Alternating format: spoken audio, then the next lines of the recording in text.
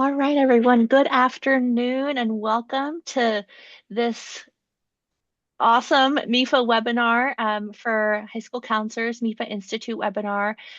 We are presenting today on counseling families with unique circumstances in the financial aid process. Thank you so much for joining us. We've got a great lineup of panelists slash presenters today joining us from Boston University, Bentley University, and Wheaton College, and I'll let them introduce themselves in just a minute or so. And I'm Andrea Keenan, a member of K-12 services team here at MEFA. I'll be moderating today's MEFA Institute webinar. Just a few housekeeping items. We are recording this webinar, which will be made available on demand after the session concludes.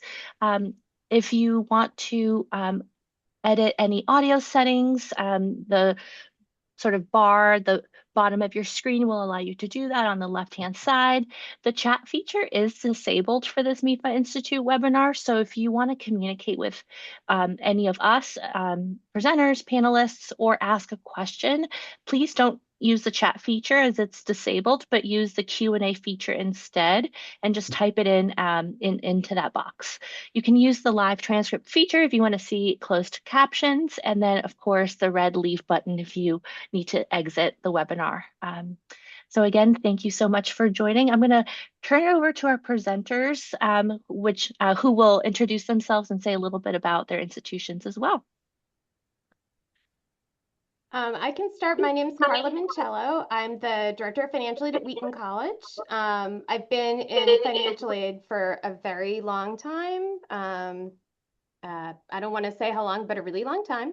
And I've worked at several different schools. I actually used to work at Bentley with James, and I've also worked at Framingham State, so a little bit of experience at a public school. And I've worked at Assumption University as well. And I've been here at Wheaton for 3 years. Thank you, Carla. I'm James McGeehee. I'm the Director of Financial Assistance at Bentley University. I've been at Bentley for 10 years. As Carla said, we used to work together here at Bentley. And before that, I worked at Auburn University in Alabama and LaGrange College in Georgia. So a sort of a wide variety of experiences with different school types in different locations.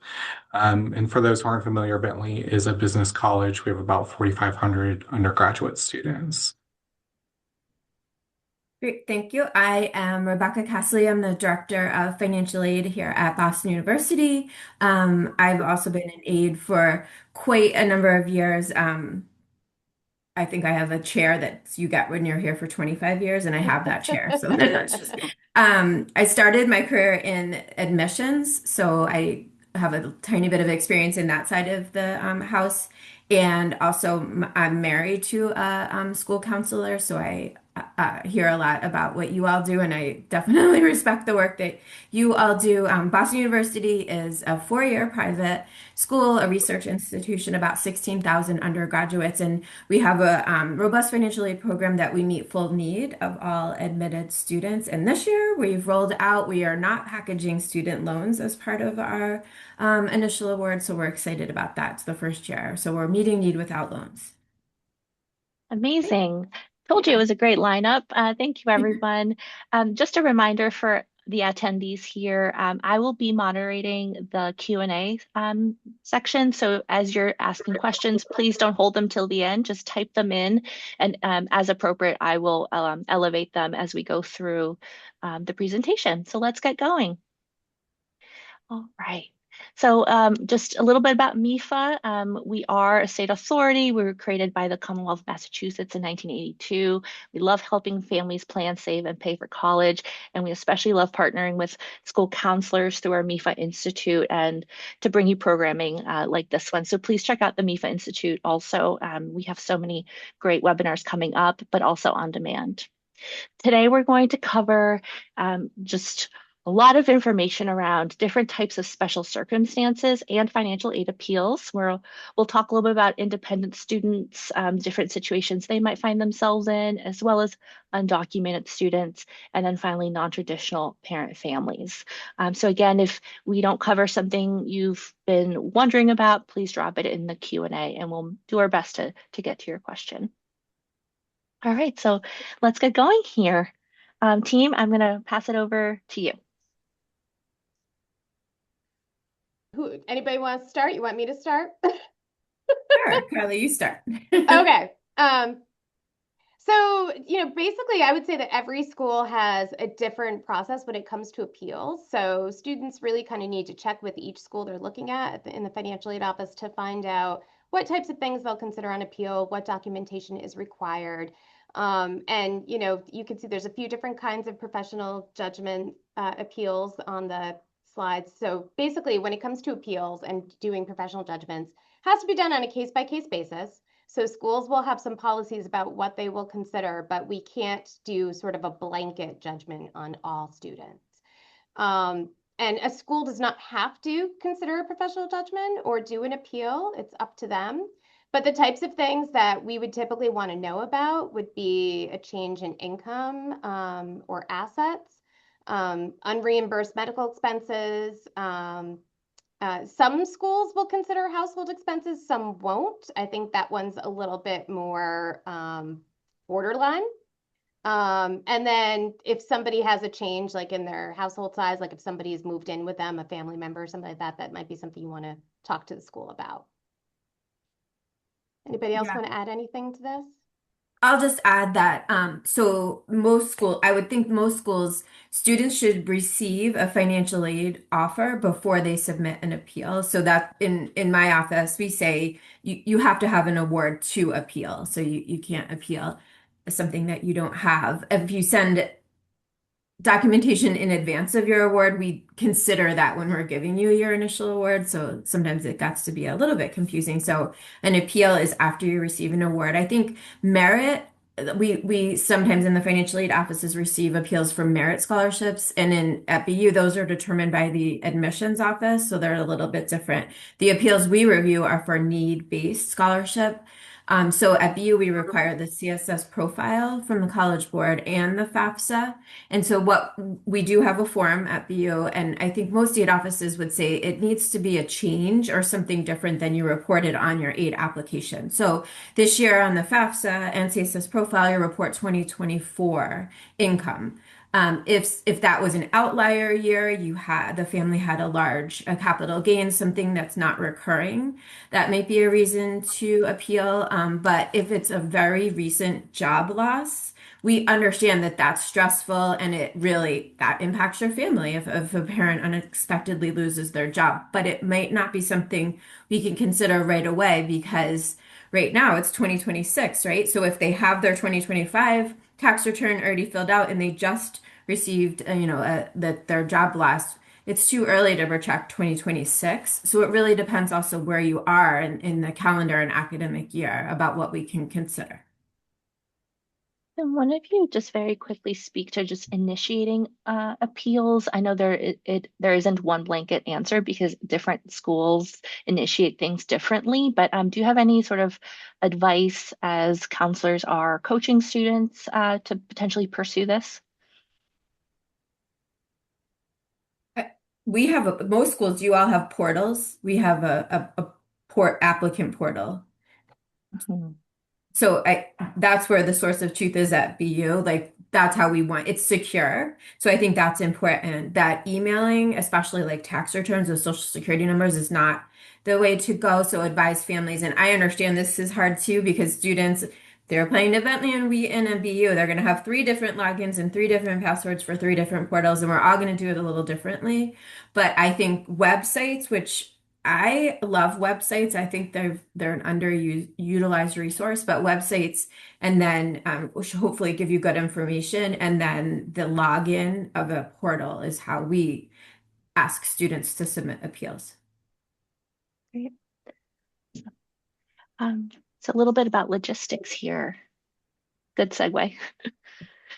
Yeah, I think Rebecca already talked about the timing a little bit, and that will vary, I think, I think she's right. It's most common for most of the offices I've worked in that you prefer to get the appeal information after the family has a letter, and has an award letter. And that's partly because families often assume that they won't qualify for as much as they do. So we sort of like them to see what they're going to get first. But There are some things that, families are more likely to tell us about in advance. That would be like if somebody lost their job, or took a pay cut and they already know that their income is changing, then some of those we'll consider in advance. As far as like when it comes, usually people will initiate appeals with us by emailing us or calling us. We also have an applicant portal, but we typically, usually somebody will contact us first to find out what's required. We have an appeal form. We'll usually send them that and then ask them to send that back to us with a letter. And based on what based on why they're appealing, we'll usually request additional information and then we'll want them to upload that to our portal.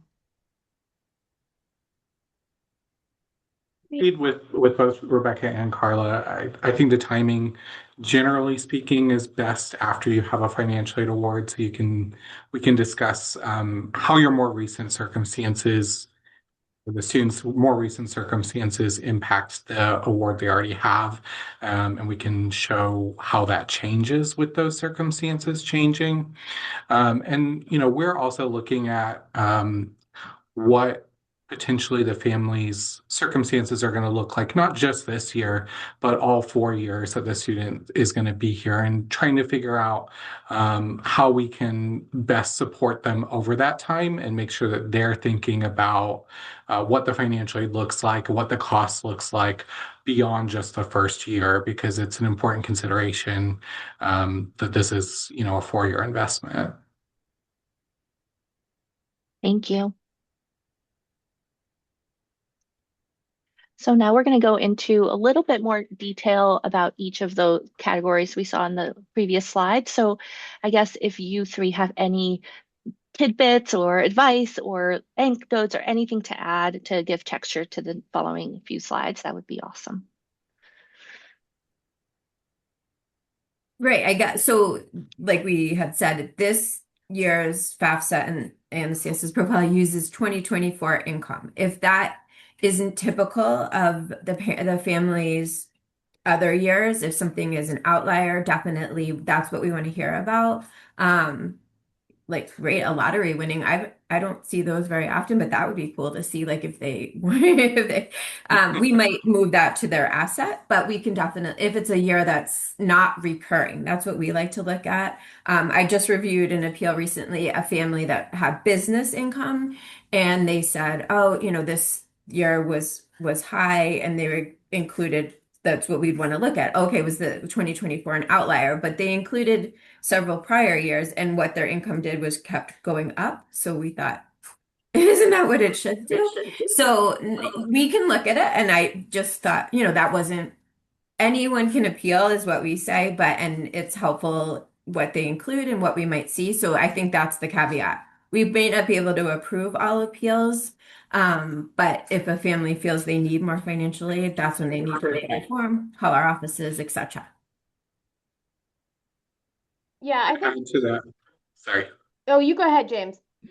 I would add to that sometimes families will tell us they had bonus or overtime pay, and that may not occur again in the future. And there's not a lot that we can do with may not occur. Like, we have to kind of assume that that is going to be something that recurs in the future until we know that it doesn't. So that's sort of one thing to keep in mind with the increases in income, that that may stay the same from year to year. So we can't necessarily consider that.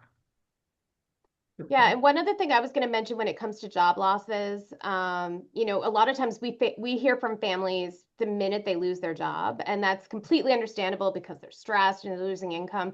But it's very hard for us to do adjustments on that immediately after it happens. We would really need to know if the family's going to receive severance. If they are, their income might not actually change for a while. We'd need to know if they're getting unemployment, and sometimes we don't know those things for a little while after the job loss has happened. It's also possible that the parent will find a new job. So I wouldn't be surprised with those types of appeals if a school asks the family to wait a little while before submitting documentation of that, before they're able to actually make adjustments on it. Yeah. Okay. Oh. Yeah, great. So now we're sort of talking a little bit about federally independent students, and this category of students as they're applying, their process might look a little different than a dependent student. So who would like to take this slide? Well, I will if nobody else wants to. I was actually dealing with a student in this situation earlier today. So the things that are listed on this slide are really the types of things that sort of make a student automatically independent. But several of the items on this list, a lot of times schools will require documentation of it. So for example, at my school, most of the schools I've worked at, if a student puts down that they are in foster care, an emancipated minor, or in legal guardianship, we're going to want to see documentation of that. And sometimes what happens with legal guardianship, and I was dealing with a student in this situation earlier today, we requested the court documentation, and when it came in, it was pretty clear that the student is in the custody of her aunt, but the aunt does not have legal guardianship of her. So I reached out to the student. They don't have any other court documentation. It looks like it's a custody arrangement, but the student does not have contact with either of her parents anymore. She's lived with her aunt since she was very young. So what we're going to do is collect some additional documentation to do something called a dependency override since the parents are not available. That requires a little more documentation than the things that are listed on the slide. So, I'm requesting a letter from the aunt. And then typically I would request a letter from a third party who might know about the family situation. That could include a school counselor. It could include a therapist, somebody from the Department of Children and Families, an attorney, whoever they may have worked with for the custody or whatever situation. We do typically need some additional documentation to do dependency overrides. And then another thing that we typically need documentation of is unaccompanied homeless youth. Sometimes that documentation comes from the high school. If you have a McKinney-Vento officer who can give us a letter regarding that. Other times we have situations where we collect documentation that shows that it is not safe for the student to live with their parents, and therefore they might be couch surfing or living with friends and don't have a stable place to live. So we would need documentation of that, but sometimes a student is considered an unaccompanied homeless youth because of things like that. Thank you. Anything else to add before we move on? I would also say Oh. for institutional aid for schools like Bentley that require CSS profile, even if a student is federally independent, we may still be looking to collect parent or potentially guardian information for that student for the CSS profile. And it's a very individualized basis. We don't have sort of a blanket rule there. It's more we would look at the student's circumstances and see what's appropriate in that case. They may be living with a relative who is taking care of them, and we might want more information about that situation. Thank you. And we actually have a question that just came in. For legal guardianship, can a notarized letter from parents in another country allowing a relative to act as a legal guardian work for independency? Nope, Okay. actually, we get a lot of these, so I had to look this up a while ago, and I believe that it needs to be a court-ordered legal guardianship, I think, in the United States. So I don't, because it's a state thing, I don't think that it's valid in another country. So typically when that happens with us, we won't accept the notarized letter. It's really not a legal guardianship. It's more like a parent saying that they give someone in the United States guardianship of their child or custody. Yeah. So what I've done is gone back to the student, and if they have contact with their parent in the other country, there's nothing to prohibit parents in foreign countries from completing the FAFSA or the CSS profile. So unless the parent is unable to be reached by normal means, we would typically ask the parent to contribute to the FAFSA and the CSS profile in that case. If the student no longer has contact with their parents, then we would follow the steps to collect documentation to see if they're eligible for a dependency override. I think too, as a little note, when I was a counselor, I had this happen with a student whose parents were in Colombia, and she was able to get information about how much dad made yearly, his yearly wages, and we converted that from their currency to US dollars. And that's what we used Mhm. in the CSS profile. So I hope I did that right. But Yeah, yeah, is that that, sounds right. do you, do you see that a lot happening? And would you collect, I guess, for James and for CSS profile schools, any additional documentation for verification in that case? So there is an international CSS profile that you can enter it in the currency of the country, and so that's helpful. We do have if we need to see the tax data, or like the country's tax data, we have a cover sheet to help the family understand what we're looking for. But they could be required to provide a little bit of additional documentation, especially we understand the expenses are different, and so we might want to make sure that that's being considered accurately. Thank you. And one question just came in as well. What if a student came to the US alone at 18 and have no financial support from parents in their previous country? Student pays all their rent, insurance, etc. Would that be a similar situation as the last That would question? also if the student still has contact with their parent, them being self-supporting is not enough alone for them to be made independent on a federal basis. When it comes to CSS profile and independency, that's up to the school. But what we would do is if the students for the FAFSA, if the student still had contact with their parents, they would have to be a contributor, even if they're not planning to pay for the student's expenses. And that's really true of any parent that's a contributor to the FAFSA. Them contributing to the FAFSA does not mean that they support the student or that they plan to pay for the student's education. But usually, if the student does not meet one of the criteria that's listed on this slide, the parent information is still required on the form. Yeah, that's such a good point. We hear like, okay, well, but I didn't report them as a dependent on my tax return, and like mic drop, and that's not Yeah. like that's not even that's not a reason to not be reported as a contributor on the FAFSA. Thank you. All right. So who would like to speak a little bit about the provisional independent student status? We see requests, so it's often a student, and Andrea, I think you said the form dependency override is the maybe we don't want to say that language, but well, I guess we do say the language, but students that aren't able for whatever reason to provide their parents information. So we have had many students that the parents may not support the student's lifestyle, or they might have religious differences, or there's many. So those are the students that we are going to need to work with individually on a case-by-case basis and think about what documentation they can provide. And they're really difficult committee reviews that we do, and we have a committee at BU that we review these so to make sure we're treating students equitably, like, and whatever they can have, because sometimes it's hard to prove a negative. So like Carla mentioned, like if they've been to a therapist or a school counselor can provide a letter of support. Sometimes we'll see like text messages that from the student, or if there are in extreme circumstances, a police report. But oftentimes it starts with a letter from the student, and then we can help them what kind of supporting documentation they can potentially provide so that we can help them, and we won't require the parent information on either the CSS profile or the FAFSA, but they're difficult cases.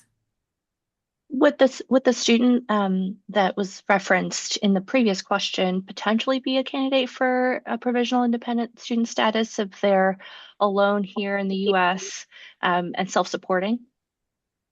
That's not a reason that it has to be like a danger, or they Hmm. cannot get the information. That's an If they important, I made the think, Yeah. choice, distinction to yeah, make. if Yeah. they came to the US, that's brave and amazing, but that doesn't mean that the parents aren't the first responsibility to pay for college. So that's what we're looking at. If they don't, it becomes the school and the federal government. And so that's what we're really making sure we're Yeah. reviewing. I think that's just a good point, I think, to clarify, because there are so many students with different circumstances, and it's important to know kind of that line. Yeah, thank you. Yeah. Anything else to add here, Carla or James? Okay. So now we're going to talk a little bit about undocumented students, which is another huge category. And given, immigration patterns and, oh, sorry about that. And also what's going on, just there's so much talk about this, and we have so many students who find themselves undocumented, that want to attend college. And so important to stress that undocumented students can be admitted to and attend college. So there's no federal law that prohibits undocumented students from applying and attending college in the US. But it's really important to understand the students that you might be working with and their status. So if they're completely undocumented, then they're not eligible for federal aid. And then there is that category that we know as eligible non-citizens. And so if they are not a citizen or a permanent resident, they might have another status that makes them an eligible non-citizen. So that information is, readily available. We can drop some resources here in the chat. Outside of that list of statuses that are eligible non-citizens, there are other potential statuses that do give students legal immigration status here in the US, but that don't qualify them for federal aid. So it's really kind of important to know that list of eligible non-citizen statuses, because sometimes the students might think they're undocumented, but actually they might have TPS, temporary protected status. So that's a great thing for them to know about, but it still doesn't make them eligible for federal aid. So it's just interesting, I think, to understand that sometimes it's not a one size fits all. Just because a student might not know their status, it might mean that once they self-disclose to you, then you can ask some follow-up questions to truly determine whether they are eligible or not for federal aid. But it's really exciting time here in Massachusetts right now, because this category of students may be eligible for certain state financial aid. And we'll dive into that, what certain students means, because it's not all undocumented students, unfortunately, in Massachusetts, but it is a huge portion of them that might be eligible for state financial aid. Please check with each financial aid office for institutional aid opportunities. And and I will let our presenters chime in on this bullet point, because they might have some additional insight to share from their side of things. But just also want to mention that private scholarships might be available for undocumented students, and we have some resources in the next slide, or next two slides, that you can peruse if you're trying to help students think about different funding solutions. This link here from Ask Us How to Support Immigrant Students is a great link. So after the presentation, as you're reviewing the materials from this MEFA Institute webinar, please check that link out. It has a lot of great information. So for my panelists, do you have anything to add here, especially regarding institutional aid opportunities for undocumented students? So at BU, we don't offer need-based scholarship to undocumented or international, but there are merit scholarships available. But I just wanted to highlight, I think this is where the Federal Student Aid website does a good job. Oftentimes, the student or a school counselor will call a financial aid office and say like, oh, does my student qualify for it? And there are so many statuses that we're like there, different asylee statuses and refugee that are changing. I go to that website and that's how I get my answer. So I think that's the source of truth that you should use to see if the student could be an eligible non-citizen to complete the FAFSA. That's where we get the information. Is Yeah, similar. We offer merit scholarships to undocumented students, but not need-based aid. And yeah, I agree with Rebecca. There are so many different eligible non-citizenship statuses. Sometimes it's confusing even for us as financial aid officers, but that's where we're going to look, is at the federal website to see what their advice is on those statuses. Thank you. Yeah, I'll just say that so at Wheaton we offer merit scholarships to most of our students, including undocumented students. We do have some need-based grant that we will give to undocumented students too. But typically when a student contacts us and we find out that they're ineligible to do the FAFSA, we typically would treat them as an international, in the same way that we treat international students when it comes to awarding need-based aid, and we'll collect the same documentation that we would collect from an international student. I do want to mention the Massachusetts application for undocumented students. That's the MASFA, because we've had a lot of confusion with school counselors at our school, thinking that the MASFA is like the FAFSA, that is something that gets sent to schools that we can then use to determine an undocumented student's eligibility for aid, and that is not the case. It goes to the Commonwealth, to the state scholarship office, and they determine if a student qualifies for state aid based on that. But schools don't receive those results the way they do a FAFSA. So we can't use that MASFA form to determine aid eligibility, certainly not at a private school. So if your students are applying to private schools in Massachusetts, they want to reach out to the private schools to see if they award aid to undocumented students and what type.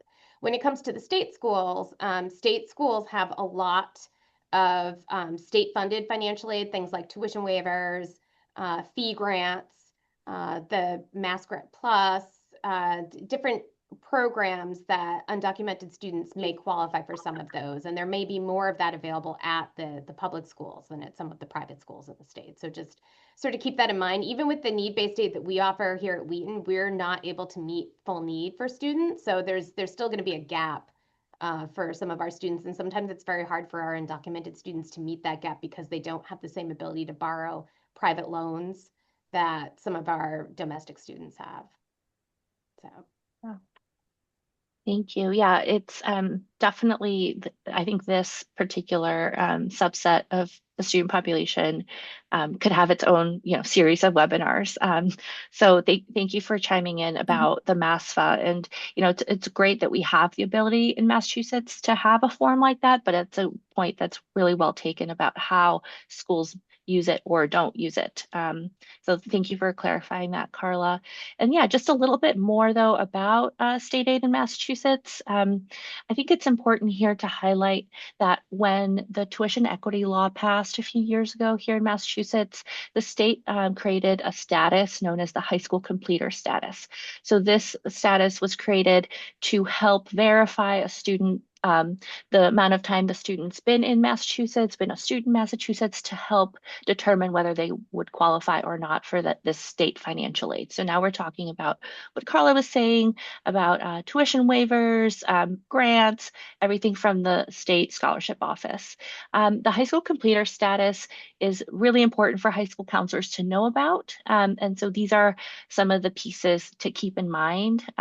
Students, in order to qualify for this state aid, have to have attended high school in Massachusetts for at least 3 calendar years. So should have 3 years in their transcript.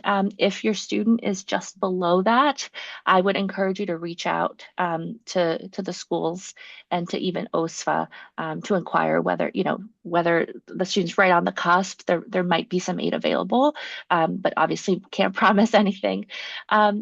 Students have to have earned a high school diploma or the equivalent, so the high set or GED in other states.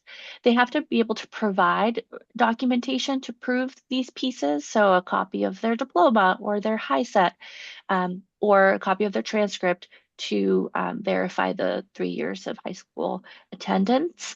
There is also an affidavit and an eligibility form. There's a lot more information on mass.edu/tuition equity.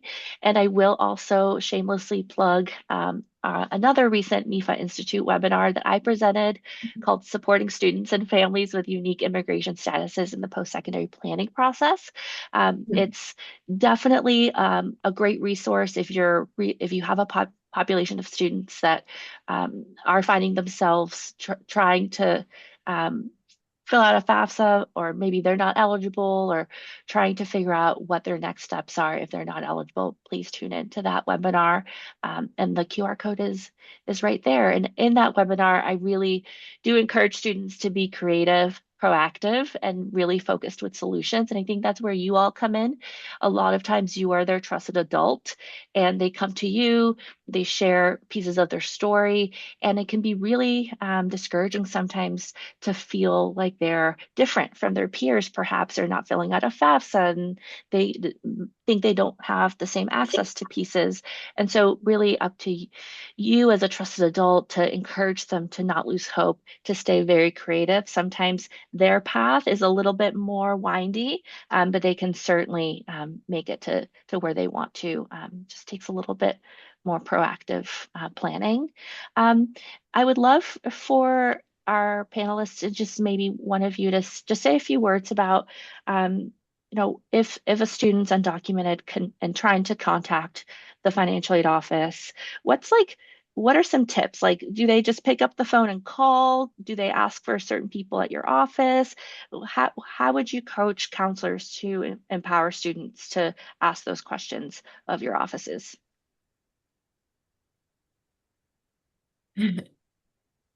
Yeah, I know calling's probably scary unless they're but I do think doing a little research on the website and seeing if there's information provided, and maybe sending an email and to the general office just to get the general information. I think that we all work in financially because we want to help students, and I know Carla and James are, and so it is hard for us as well if at BU we wish we could support all students. Right now, even in the landscapes, even, budget wise, it's tough. So completely understand it's a difficult conversation, and it's even harder when we don't have many resources to offer. So I think like doing a little bit of research, what I can offer, and I've seen some, I think this is something that needs to be brought up in ninth grade, to check even if a student thinks they have a social security number or they're not sure or what's their, because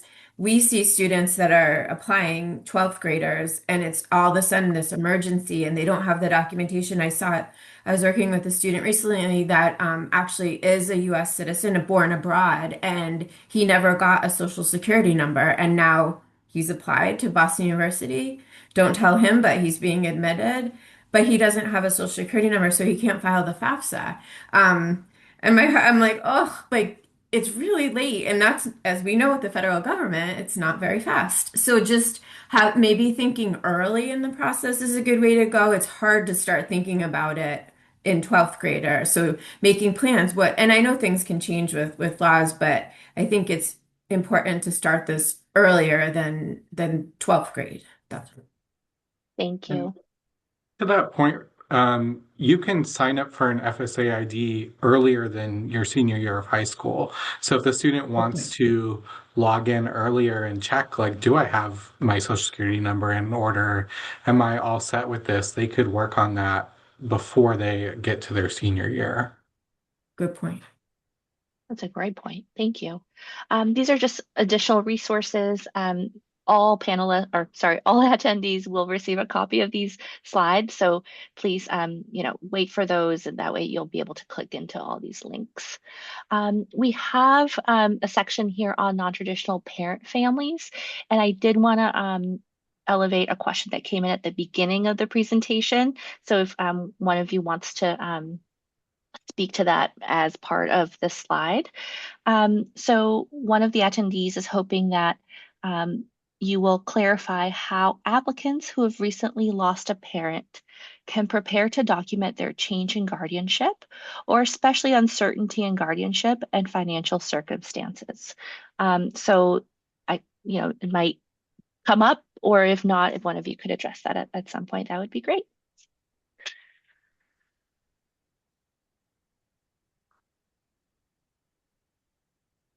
So I think it depends where you are in the process. So if you're going to file the FAFSA right now, and that's a very sad situation, a parent's passed away, that that should be a report, like there you can't use the data exchange. Maybe, and I might not be the one with Carla or James may be better at the FAFSA information.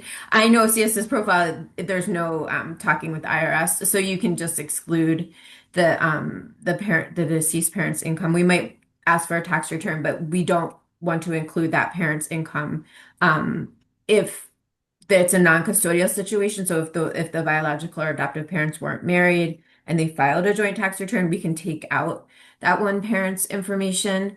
If it happens after you complete the applications for the CSS profile, that's where you want to get in contact with our office. So for us, it depends when that sad situation happens. Yeah, and I'm not sure on whether it was like, from based on the question, I'm not sure if it's referring to a case where a student no longer has a parent, where they're an orphan, Mhm. or if it's where the parents were married and one parent has now died, or maybe the non-custodial parent has passed away. So the treatment is really going to vary, and what the school will ask for and do is going to vary based on the individual situation. So I would encourage the counselor and that student to contact the financial aid offices at the schools they're looking at so that they can sort of walk them through what information would be needed to do the best thing for the student. Um, I'm at a school that just uses the FAFSA, and if we had a married couple where one parent passed away, we would probably collect, as Rebecca talked about, a copy of the tax return and then W-2s and separate out the income and just use the surviving spouse's income. But if it was a non-custodial parent who isn't on the FAFSA, it wouldn't affect their eligibility for aid unless that's the parent that was on the FAFSA, but at least not at my school. It might at a CSS profile school. But I still might want that family to send us the information because we still might want to consider that as an ability to pay issue if there's not another if there's a parent that was going to contribute and now no longer can. So Thank you. Yeah, and if one of you wants to touch upon some of these bullet points, that would be great as well. Yeah, I think the tool that I would most recommend for counselors and for families is the FAFSA Parent Wizard. It's a really simple tool. It's like 4 questions, and it will help the student walk through what parent or parents they're supposed to include on their FAFSA. I think it makes it really clear and easy who you're supposed to include. So, for example, if the parents are not married to each other, but they live in the same household. That's a situation where sometimes families will think they only have to report one parent, but actually legally they have to report both parents on the FAFSA. And the parent wizard, when you walk through it, it'll explain that that's the case. And then, as we've sort of touched upon here and there, for divorced or separated parents who are living separately, there is a specific custodial parent whose information will be used on the FAFSA. But for schools like Bentley and BU, we may want information about the non-custodial parent. So a lot of CSS profile schools ask for that non-custodial parent to fill out some separate information.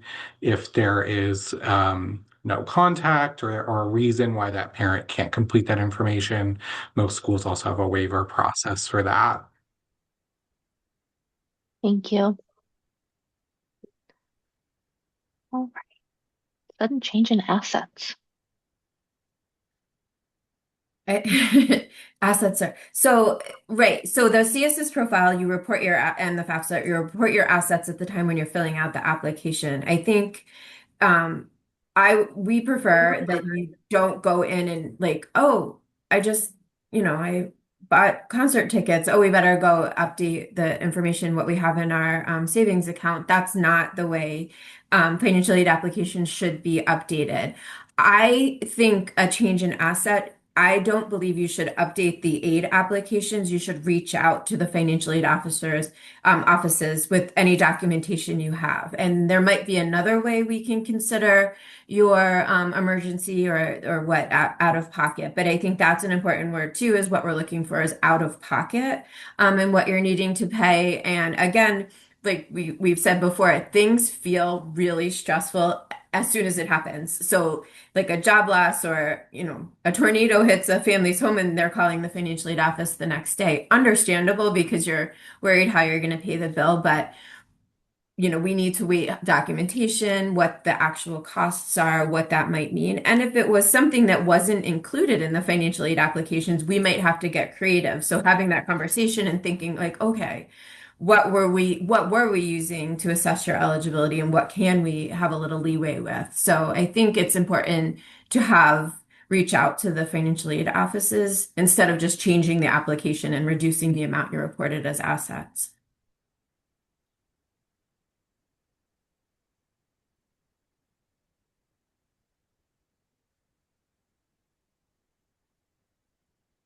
I want to talk about this.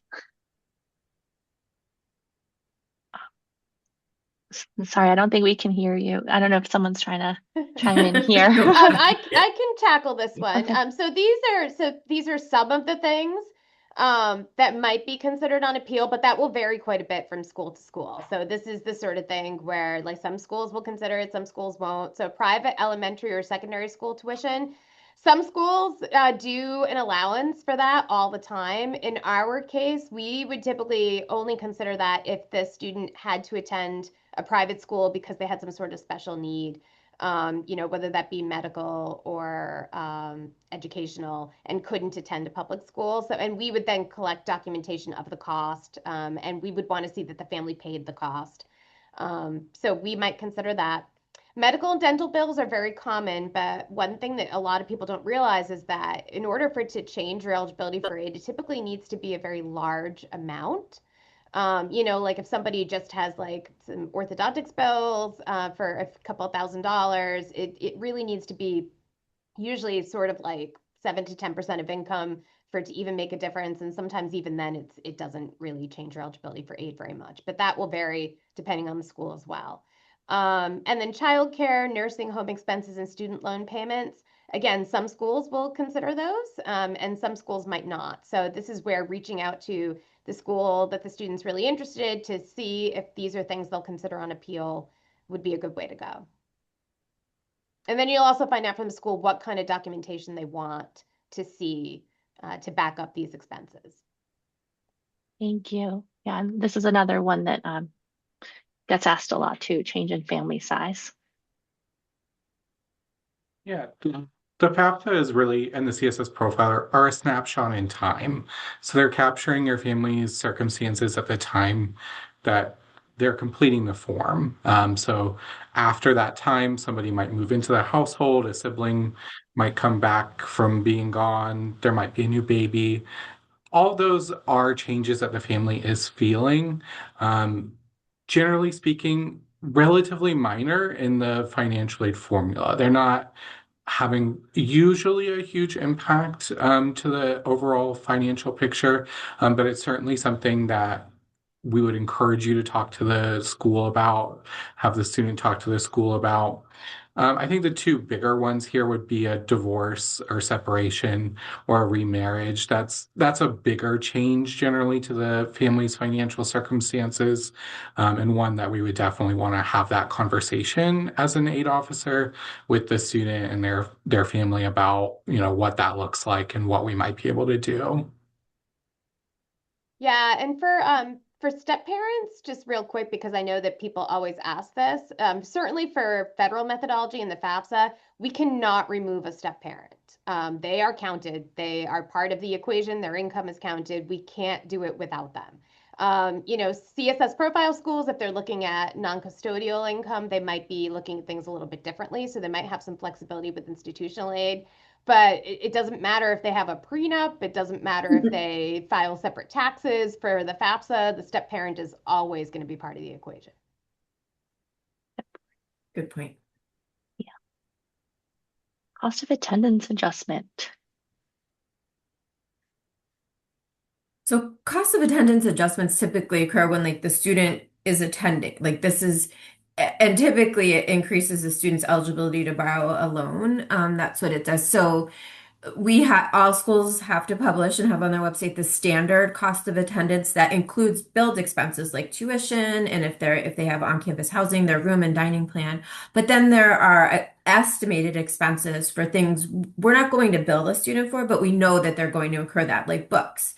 And supplies. And so there's a standard cost of attendance. And if a student is spending more, that's when they would submit a cost of attendance budget appeal, we call it, or an adjustment. So just an example, Boston University, we allow for $1,000, $500 a semester for books and supplies. So if a student spends more than that, we want to see documentation of their buying books each semester in excess of $500. So sometimes students start it and realize, oh, I actually only spent $400. So it's important to know what's already in the cost of attendance, and then a student can submit and a reach out, and we call it an appeal to increase their budget. Travel is something, if the student's coming from California, we have a standard amount that's definitely something we can consider. What we don't do is look, the student says, oh, look, I spent this much on this flight and that flight.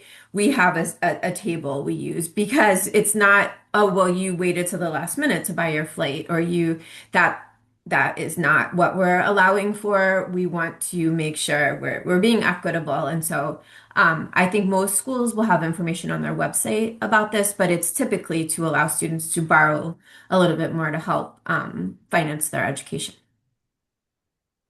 Thank you. A question just came in. Can students ask for appeals throughout the school year, or do they have a window for that?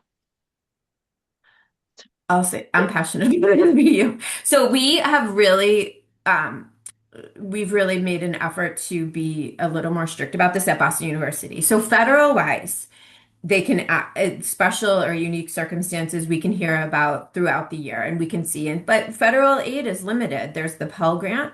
There are federal student loans, subsidized and unsubsidized, and then some campus-based programs. So it's very limited.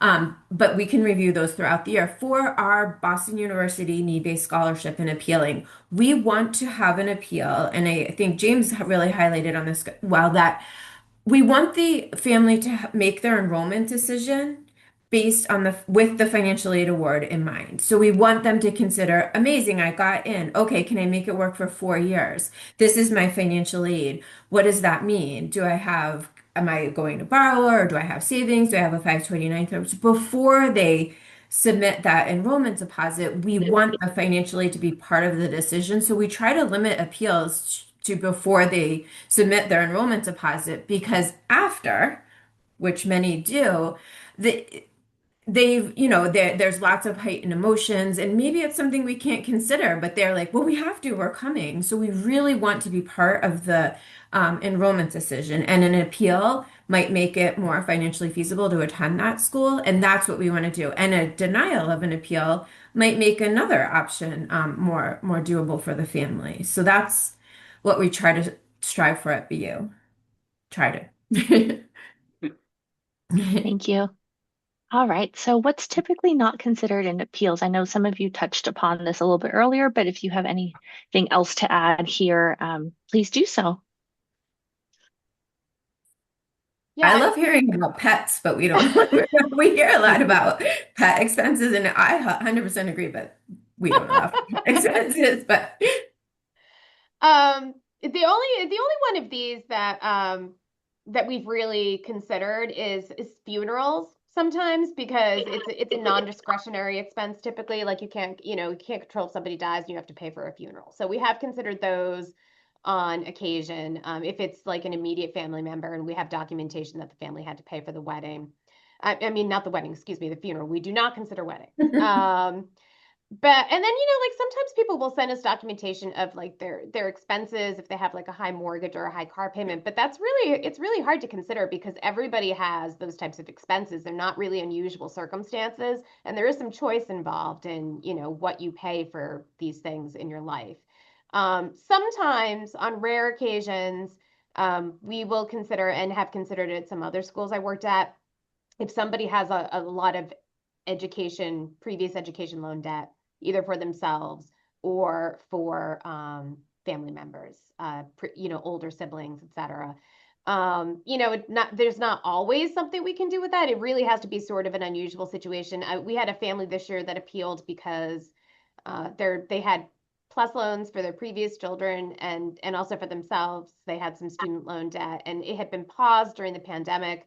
And then when the pause ended and they went back into repayment, didn't realize it or couldn't pay and actually went into default on their student loan. So that's going to affect their ability to borrow loans to send their child to our school. So we did consider it on appeal for institutional funding. There's not really much you can do with this for federal funding.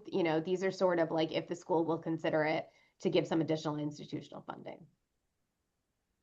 Thank you. And then here's our last content slide.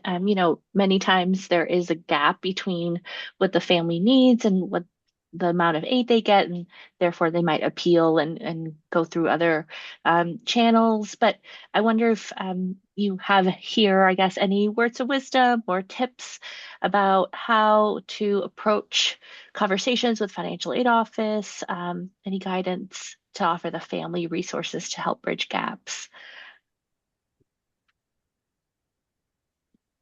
Definitely talking to the school is a good start. A lot of financial aid offices will offer phone, Zoom, or in-person appointments. A lot of us also now provide either online portals or award offers that sort of outline the estimated cost after financial aid. And it's sort of stunning to me how many families don't even look at that or read it. We're under sort of a mandate from the government and from a lot of people to provide this information, but then when we do, it's a little disheartening how few people actually look at it and read it. And I know it can be confusing, but we sort of map it out for our families, and so often they don't even look at it. So we will, when we meet with them, we will go through it all with them again as well. But also when it comes to appeals, it's certainly okay for people to ask for more money, even if they don't have a typical appeal reason. Some schools will consider those, some schools won't. Some schools will only consider specific reasons for appealing. But at my school, for example, we'll pretty much let anybody appeal. It doesn't mean that we'll give them money, but we'll consider pretty much anything. And one of the things that we didn't really talk about, but we get a lot is competitor financial aid offers. That's a top reason why people will appeal because they just got a better offer from a competing school. If it's a school that costs a lot less than us, like a state school, it's difficult to compare sometimes, but we will consider competitor award appeals. Doesn't mean we're going to match the award, but we might try to bring it closer. And in order to do that, we really need the family to send us a copy of the offer letter from the other school. Sometimes it's hard to get them to do that. So just another thing when you're working with families that if the school will consider that, encourage them to provide the information because we want to see it and see if we can do anything with it. So Important to when you're looking at those offers, make sure that you're comparing apples to apples because I think we all present the information a little bit differently. So you might be looking at a bottom line cost that's not actually the bottom line cost. Does it include the loans? Some schools package plus loans or other, potential opportunities for financing. So you just want to make sure that you're looking at the same level for each school because sometimes we'll get a competing offer and we're like, well, ours is actually less expensive than this one. So just making sure that you're looking at the right figures. mhm. Rebecca, Carla, James, thank you so much for sharing so much of your expertise with us today. I encourage our attendees to register for upcoming MEFA Institute webinars, complete our lessons, especially if you're a school counselor. We can earn PDPs by completing our MEFA Institute webinars, and then please share MEFA resources with families. And of course, as always, connect with us on social media. Really appreciate when folks, just add to the community dialogue on these platforms. So again, thank you to our amazing panelists and thank you for all the work you do, especially as students and many of these counselor seniors are applying to your colleges. Thank you again, everyone. You. Thank you. Thank you.